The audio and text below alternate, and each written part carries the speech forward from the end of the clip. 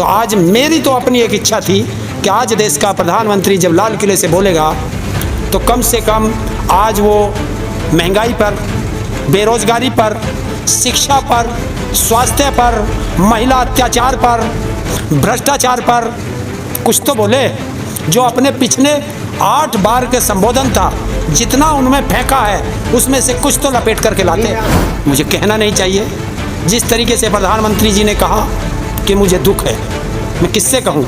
तो प्रधानमंत्री जी आज दुख के साथ मैं भी आपसे एक शब्द कहता हूँ कि मुझे दुख है कि आप नारी का अपमान करने वाले व्यक्ति स्वयं हैं और आप दूसरों से आशा करते हैं। और जब देश का प्रधानमंत्री कहता है कि ये होना चाहिए तो करेगा कौन? 8 साल में मोदी जी आपने किया क्या? हम तो वो लोग हैं जो पौधे में परमात्मा देखते हैं, हर कंकड़ में शंकर देखते हैं, नदी में माँ देखते हैं। तो इंसान कहाँ देखते हैं आप? जिस गंगा माँ की सौगंध खा के आया था हमारा देश का प्रधानमंत्री, और ये कह रहा था मैं आया नहीं हूँ, मुझे तो गंगा माँ ने बुलाया है। जिस माँ ने अपने फर्जी बेटे को बुलाया हो और वो फर्जी बेटा गंगा माँ को भूल जाए। अच्छा, आज पत्रकार महोदय आपने सुना होगा पूरा भाषण, क्या आप मुझे बता सकते हैं कि देश के प्रधानमंत्री से जिस तरह की आशा पूरा देश आज लगा करके बैठा था कि कम से कम लाल किले से आज तो प्रधानमंत्री अपनी पुरानी बातों को याद करके बोलेंगे। कौन सी पुरानी बातें? पुरानी बातें, हर व्यक्ति का अपना पक्का मकान होगा, नहीं मिला। किसान की आय दुगनी होगी, नहीं मिला।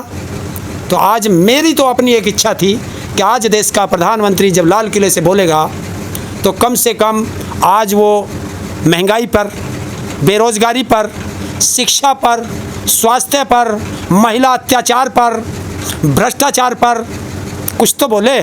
जो अपने पिछले 8 बार के संबोधन था, जितना उनमें फेंका है उसमें से कुछ तो लपेट करके लाते। मैं आपको रोकना चाहूँगा। आपने कहा महिला सम्मान के ऊपर आपने बात की कि महिलाओं के ऊपर जो अपराध होता है उसको लेकर तो मोदी जी ने बोला है कि मेरे मन में एक दर्द है, हमारे अंदर एक विकृति आई है, हम नारी का अपमान करते हैं, हम स्वभाव से, संस्कार से रोजमर्रा की जिंदगी में नारी को अपमानित करने वाली हर बात से मुक्ति का संकल्प लें।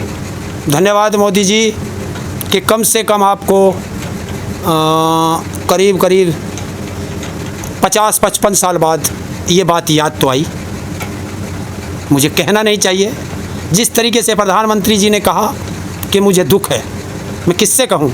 तो प्रधानमंत्री जी आज दुख के साथ मैं भी आपसे एक शब्द कहता हूँ कि मुझे दुख है कि आप नारी का अपमान करने वाले व्यक्ति स्वयं हैं और आप दूसरों से आशा करते हैं। नहीं, आप इस तरह की भाषा मत। मैं बिल्कुल, मैं दुख के साथ कह रहा हूँ। सुनिए, मैं कह रहा हूँ अपमान किया है इन्होंने। अपनी पत्नी को कम से कम तलाक दे देते, नहीं किया। नारी का पर्सनल लाइफ में क्यों आ जाते हो? क्या यार, एक देखिए, जब कोई देश की प्रधानमंत्री हो, संवैधानिक पद पे बैठा हो, तो उसकी अपनी पर्सनल कोई लाइफ नहीं बचती। मैं उनकी बात के ऊपर कह रहा हूँ, नारी के सम्मान की बात कर रहा हूँ। वो भी एक नारी है। दूसरी चीज़, जब बंगाल में चुनाव के दौरान जाते हैं तो वो भी एक नारी है। पश्चिम बंगाल की जो चुनी हुई मुख्यमंत्री है, उस समय भी मुख्यमंत्री थी, और उसको क्या कह रहे थे, ए दीदी दीदी आओ, दीदी ओ दीदी, किस तरीके से कर रहे थे।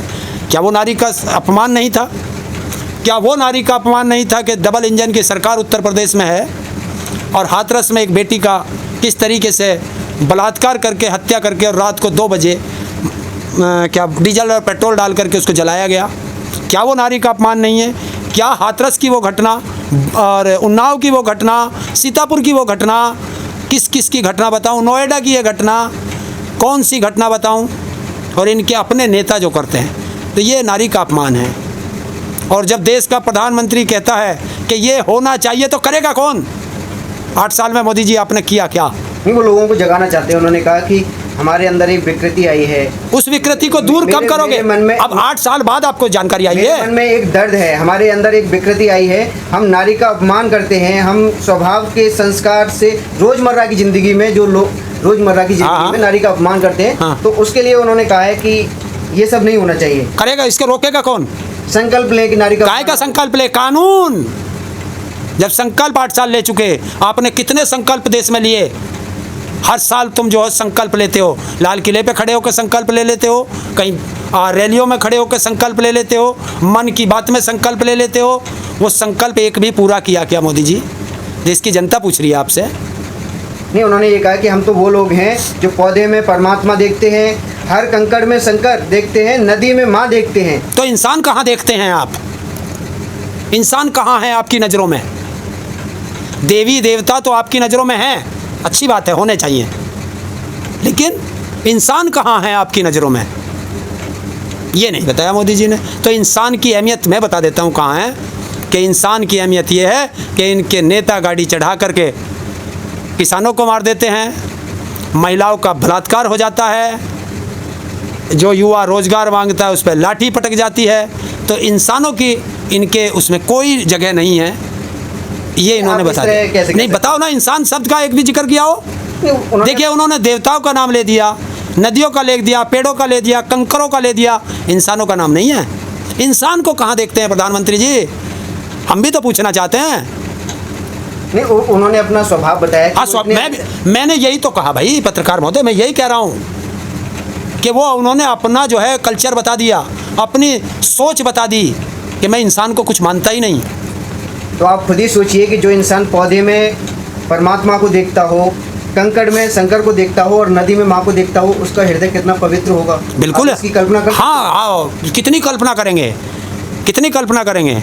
इनके वो गंगा माँ कितनी साफ हुई, 1% भी अगर साफ हुई हो तो मुझे बता दो, 8 साल हो गए। जिस गंगा माँ की सौगंध खा के आया था हमारा देश का प्रधानमंत्री, और ये कह रहा था मैं आया नहीं हूँ, मुझे तो गंगा माँ ने बुलाया है। जिस माँ ने अपने फर्जी बेटे को बुलाया हो और वो फर्जी बेटा गंगा माँ को भूल जाए। अरे चलो, गंगा वाराणसी तो बहुत दूर है, जमुना तो इनके बराबर में ही है जहाँ रोज रहे। हर नदी में देख रहे हो माँ को, ये तो जमुना माँ भी है। हर नंदी, ये हिंडन नदी, इसको हर नंदी कहते हैं। हर संडे को देखना, कुछ जाते हैं एक पार्टी के लोग, वो हर संडे को इसमें सफाई करते हैं, राजनीतिक लोग सफाई कर रहे हैं। क्या है? देखिए, कहने के लिए शब्द बहुत अच्छे हैं मोदी जी ने। अच्छा, आज पत्रकार महोदय आपने सुना होगा पूरा भाषण। क्या आप मुझे बता सकते हैं कि देश के प्रधानमंत्री ने अपने पिछले 8 भाषणों में जो कहा हो उसमें से कोई सा भी एक संकल्प उनका पूरा किया हो और उसे इन्होंने इस भाषण में बताया हो, तो आज देश को आप बता दो। नहीं, उन्होंने बताया तो क्या कि स्वच्छता अभियान को लेकर उन्होंने पिछले कई वर्षों से एक मुहिम चलाई थी। तो आजकल लोग गंदगी से बहुत नफरत करने लगे। पहले से करते हैं, आजकल को गंदगी से तो इतनी जो गंदगी होती थी स्वच्छता अभियान के, स्वच्छ भारत अभियान के द्वारा, वो गंदगी मतलब बिल्कुल भी नहीं है या फिर ना के बराबर है। देखिए, जैसे जैसे देश आगे बढ़ेगा ये चीज़ तो होती रहेंगी। अच्छा, ये बताओ, शिक्षा पे कोई बात की? शिक्षा जो देश की सबसे ज़रूरी चीज़ है, बताओ कोई की हो? जब तुम्हारे अंदर ज्ञान होगा, शिक्षा का ज्ञान होगा, तुम सब चीज़ जान जाओगे। लेकिन शिक्षा का अभाव इस देश में है। शिक्षा पे तुम बात नहीं करते, रोज़गार पे तुम बात नहीं करते, स्वास्थ्य पे तुम बात नहीं करते, महंगाई पे तुम बात नहीं करते, तो किस चीज़ पे बात करोगे? किसानों पे तुम बात नहीं करते, मजदूरों पे तुम बात नहीं करते, तो किस चीज़ पे बात करोगे प्रधानमंत्री जी आप? उन्होंने भाई, और मैं एक चीज़ बता दूं, इसमें तुम शब्द आ रहा है, कुछ लोग इसे गलत वे में ले जाएंगे कि हमारे इधर की जो बोलचाल की भाषा है वो तुम आप सब लगती है। तो इस शब्द को कोई गलत वे में ना ले जाए, क्योंकि ये मेरा बोलने का तरीका है, हो सकता है किसी को गलत लगे। उन्होंने ये भी कहा कि आने वाले 25 साल में हमें कोई ताकत विकसित भारत बनाने से नहीं रोक सकती। आज जो युवा 20 से 25 साल के हैं, जब देश आज़ादी के 100 साल मना रहा होगा तब 50-55 के होंगे, वो आज मेरे साथ संकल्प लेकर चलें। ये बीच वाला जो समय उनके लिए, देश के लिए स्वर्ण काल होगा। मतलब उन्होंने कहा है कि ये बीच का जो समय है, ये जो समय है उनके लिए स्वर्ण काल की तरह होगा। देखिए, ये अंधकार का काल होगा, जब बच्चों पर रोजगार नहीं होगा, शिक्षा नहीं होगी, स्वास्थ्य नहीं होगा, महंगाई आसमान छू रही होगी, तो क्या होगा? वो स्वर्ण काल नहीं, अंधकार होगा और देश इस तरह तरक्की नहीं करेगा, देश पिछड़ता चला जाएगा। युवा जो है उस समय बुजुर्ग की तरफ चले जाएंगे, तो क्या करेंगे? नहीं, उन्होंने कहा है ना कि देश के लिए स्वर्ण काल होगा उनका। जो देश के लिए कहाँ से हो जाएगा जब देशवासियों के लिए नहीं होगा? जब देशवासी खुश होंगे तभी देश खुश होगा। जब देशवासी अंधकार में होंगे तो देश कहाँ से खुशहाल हो जाएगा? तो उन्होंने कहा तो है कि उनके साथ संकल्प लेके चलें। संकल्प से क्या हो रहा? पेट भरेगा? संकल्प से उन्हें रोजगार मिलेगा? कोई इंडस्ट्री लगाई हो? बताए ना, क्या करेंगे? कैसे होगा? उसको रोजगार कैसे मिलेगा? वो क्या करेगा? आज जो युवा है सड़कों पे भटक रहा है, 20-25 करोड़ युवा जो सड़कों पे भटक रहा है, वो क्या करेगा? उसके बारे में सोचा आपने? आपको कंकर में भगवान दिखाई दे रहे हैं, पेड़ में भगवान दिखाई दे रहे हैं। अरे सीधा नर में नारायण होता है, वो नर में नारायण नहीं आपको दिखाई नहीं दे रहा? वो नहीं दिखाई दे रहा नर में जो नारायण होता है? हर चीज में कमी निकाल। नहीं, मैं कमी नहीं, मैं उनकी बात को बता रहा हूँ भाई। नर में नारायण, हृदय को देखिए आप। क्या हृदय देखे? पावन हृदय है। कहाँ है पावन हृदय? नर में नारायण नहीं दिखाई दे रहा आपको, तो फिर क्या दिखाई दे रहा? और अगर आपको पेड़ में क्या दिखाई दे रहा? पेड़ में परमात्मा, पेड़ में परमात्मा, पौधों में परमात्मा दिखाई दे रहे हैं। और जिस जगह जगह पौधों को काटा जा रहा है, वनों को काटा जा रहा है, तो इसका मतलब परमात्मा को काट रहे हैं आप लोग। कैसे वन विभाग परमिशन दे रहा है? कैसे पेड़ कट रहे हैं? कैसे वन कट रहे हैं? कैसे हमारे आदिवासियों की ज़मीनें छीनी जा रही हैं? उनके पौधे काटे जा रहे हैं, उनकी ज़मीनें छीनी जा रही हैं खनिज लूटने के लिए। क्या है ये? प्रधानमंत्री जी, देश जवाब मांगता है। जुमलेबाजी से देश नहीं चलेगा। देश ने 8 साल झेल लिया आपको, 2 साल और झेलेगा।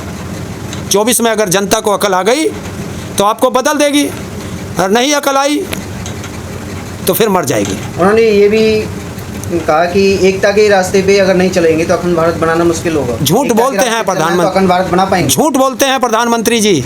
जो खुद बंटवारे की राजनीति करते हों, वो एकता की बात कैसे कर सकते हैं? जो देश में हिंदू मुस्लिम की बात करते हों, वो एकता की बात कैसे कर सकते हैं?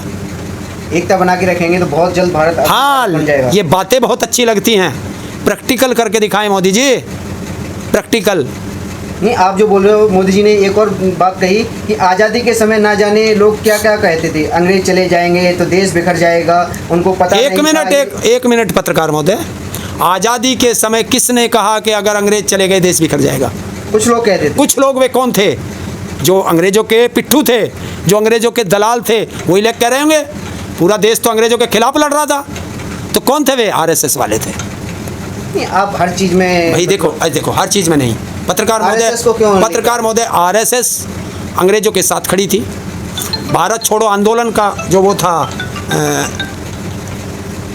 9 अगस्त को, जब गांधी जी ने एक नारा दिया था, अगस्त क्रांति, 9 तारीख को जब अगस्त क्रांति थी, और गांधी जी ने और देश ने एक नारा दिया था, भारत छोड़ो, तो RSS ने उसका विरोध किया था। आपने पूरा भाषण नहीं सुना। उन्होंने कहा था कि आज़ादी के समय ना जाने लोग क्या क्या कहते थे, अंग्रेज चले जाएंगे, देश बिखर जाएगा। पता नहीं उनको क्या लगता था, उनको पता नहीं था ये हिंदुस्तान की मिट्टी है, हमारे सामर्थ्य का अंदाज़ा उनको नहीं था। विपरीत हालात में भारत बढ़ता रहा, हमने अन्न संकट झेला, युद्ध झेले, लेकिन कदम नहीं रुके। युद्ध किसने झेले? जो पिछले प्रधानमंत्री थे उन्होंने झेले, जिनकी रोज़ मोदी जी पानी पी पी कर जिनको गालियां देते हैं। पूरा बीजेपी और RSS उनको गालियां देता है। युद्ध उन्होंने झेले और देश को झुकने नहीं दिया, देश को रुकने नहीं दिया, और देश को बिकने नहीं दिया। और आज जो प्रधानमंत्री हैं, आज देश को झुका भी रहे हैं, देश को रोक भी रहे हैं, और देश को बेक भी रहे हैं। मतलब हर चीज़ में आपको मतलब वो देश की जनता को बोल रहे हैं कि देश की जनता ने कभी भी मतलब किसी भी परिस्थिति में हार नहीं मानी, इसके लिए बोला उन्होंने। और देश की जनता तो सर्वोपरि है। देश की जनता को तो मैं कह ही नहीं सकता। देश की जनता के लिए नहीं, जनता के लिए नहीं कहा उन्होंने कहा कि हर संकट में मतलब संकट से लड़े। कौन लड़े? संकट झेला। कौन लड़े? युद्ध झेला। कौन लड़े? लेकिन कदम नहीं रुके। हाँ, तो कदम कैसे रुक जाएंगे? देश की जनता के कभी नहीं रुकते, लेकिन ये रोकना चाहते हैं। मोदी जी देश की जनता के कदम रोकना चाहते हैं, और देश की जनता के कदम तो तब नहीं रुके जब मोदी जी आपने आवागमन के साधन रोक दिए थे। कोरोना काल में जब आपने ट्रेनें रोक दी थी, मेरी देश की जनता के कदम तो तब भी नहीं रुके जब एक बाप अपनी बेटे को कंधे पे बैठा करके डेड बॉडी के रूप में लेके जा रहा है, कोई पुलिस वाला देख ना ले तो मैं घर ना पहुंच पाऊँ। ऐसे भी थे। एक माँ अपने बेटे को सूटकेस पर लिटा करके ले जा रही है, लेकिन कदम नहीं रुक रहे थे। एक बेटी दिल्ली से बिहार तक अपने बाप को साइकिल पर बैठा करके ले गई। जब मेरे देश के कदम नहीं रुके, तो आज क्या कदम रुकेंगे? तो उन्होंने यही तो तारीफ की थी। क्या तारीफ की? इसमें कहने की क्या बात है? ये तो पूरा देश को पता है। अरे देश ये सुनना नहीं चाहता था, देश सुनना चाहता था कि आज देश का प्रधानमंत्री रोजगार की बात करेगा, आज देश का प्रधानमंत्री शिक्षा की बात करेगा, आज देश का प्रधानमंत्री महंगाई पर बोलेगा। बहुत हथेली पीट पीट कर बोलता था। आज देश का प्रधानमंत्री चुप क्यों है इन बातों पर? अपनी पुरानी बातों पर क्यों नहीं बोलता? क्यों नहीं बोलता देश का प्रधानमंत्री कि रोजगार कहाँ गया? क्यों हमारे युवाओं पर लाठियां चल रही हैं? क्यों प्रधानमंत्री भ्रष्टाचार पर नहीं बोलते? नहीं बोला तो, क्या बोलते हैं? अपराधी उसके बराबर में बैठे हुए हैं सारे संसद में। भ्रष्टाचार पे उन्होंने कहा है कि जो भ्रष्टाचारी थे उनकी संपत्ति जब्त करके जो बैंकों का कर्जा लिया था वो वसूला जा रहा है और वसूलने की प्रक्रिया जारी है अभी। बताओ, देश के गृह मंत्री का बेटा 50,000 से 50-80 करोड़ का मालिक एक साल में कैसे बन गया? वो भ्रष्टाचार नहीं था तो क्या था? बताओ, गुजरात के कोऑपरेटिव बैंकों में कितना भ्रष्टाचार है कहीं? बताएगा देश का प्रधानमंत्री? बताएगा कि एक अपराधी उसकी बराबर में गृह राज्य मंत्री बन के अजय टैनी कैसे बैठा हुआ है? बताएगा? उन्होंने तो कहा भ्रष्टाचार खत्म होता जा रहा है। कहने को तो कुछ भी कह दो, जब आमने सामने होंगे। क्या देश का प्रधानमंत्री है हिम्मत देश के प्रधानमंत्री में कि एक दिन प्रेस कॉन्फ्रेंस करे और देश और विदेश के पत्रकारों के सवालों का जवाब दे दे? उन्होंने तो ये भी कहा कि भाई भतीजे बात से मतलब लोगों को परहेज करना चाहिए, ये देश के लिए घातक है। कौन करेगा परहेज? जब तेरे भाई भतीजा बात से देश को नुकसान पहुंचेगा तो पहुंचा तो मोदी जी। ये लोग भ्रष्टाचार करते हैं। देखिए, अगर मैं एक उंगली आपकी तरफ उठाता हूं तो 3 उंगली मेरी तरफ उठती हैं। जब देश का प्रधानमंत्री भाई भतीजावाद पे लाल किले से बोल रहे थे तो उनके सामने ही देश का गृह मंत्री बैठा था, जिसका बेटा BCCI के सबसे उच्च पद पे बैठा है। उनके सामने सिंधिया परिवार से बैठे थे, जो परिवारवाद है। उनके सामने अनुराग ठाकुर बैठा था। किस किस का नाम लूँ? उनके सामने राजनाथ सिंह बैठे थे। और किस किस का नाम लूँ? सारा परिवारवाद इनके अंदर भी है। पहले अपना घर साफ करो मोदी जी, फिर दूसरे की तरफ उंगली उठाना। और अगर आप अपना घर साफ नहीं कर सकते तो आपको कहने का अधिकार नहीं है कि आप ईमानदार हैं, दुनिया बेईमान है। भाई भतीजावाद वाले लोग पीढ़ी दर पीढ़ी देश को लूटते रहते हैं। तो क्यों लुटवा रहे हैं आप? आपने समझा रहे हैं जनता को। जनता से क्या मतलब है? आपने क्यों अपनी पार्टी में पाल के रखे हैं भाई भतीजावाद? जब तुम भाई भतीजावाद नहीं छोड़ सकते तो दूसरा कैसे छोड़ देगा?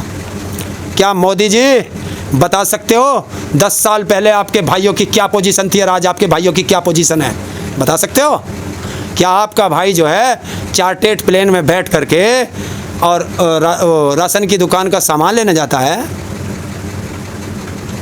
कहने को बहुत अच्छा लगता है, प्रैक्टिकल बहुत कौन कह रहा? आपने प्रोटेस्ट करने आए? कौन ऐसे प्रोटेस्ट करने वाले बहुत आते हैं। जब आपने देखा होगा माधवराव सिंधिया खड़े होते थे तो उनकी बुआ उनके खिलाफ खड़ी हो जाती थी।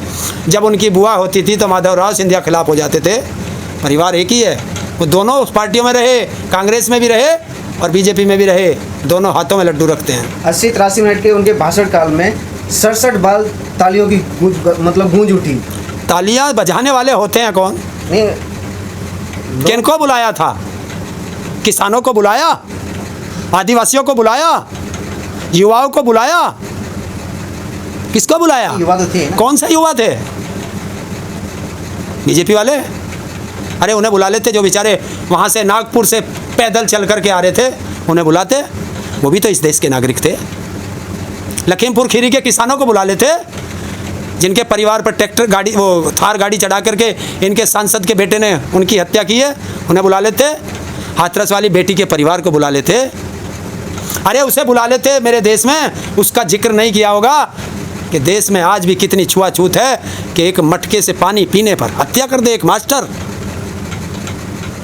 प्रधानमंत्री मोदी जी का लाल किले से भाषण सुनने के बाद आप लास्ट में क्या कहना चाहोगे? देखिए, निराशा भरा भाषण था। 100 में से कितने नंबर देना चाहोगे? 0, क्योंकि उसमें किसी भी समस्या के समाधान पर कोई बात नहीं हुई कि हमने इतने 8 साल हमने ये काम किया, उसका आज मैं रिजल्ट लेकर के आया हूँ। कुछ भी पसंद नहीं आया आपको? मैं कह रहा हूँ हर बार एक आगे की बता करके चले जाते हैं, फेंक करके चले जाते हैं। एक चीज़ तो बताइए, रोटी आज चाहिए, रोजगार आज चाहिए जिंदा रहने के लिए, और मोदी जी 47 की बात करते हैं। क्या होगा भाई? तो ये एक निराशा भरा देश के प्रधानमंत्री का भाषण था लाल किले से। कुछ नहीं, लॉलीपॉप था, फ्लॉप भाषण था। आज तक के जितने भी प्रधानमंत्री हुए उन सब में सबसे बेकार भाषण था।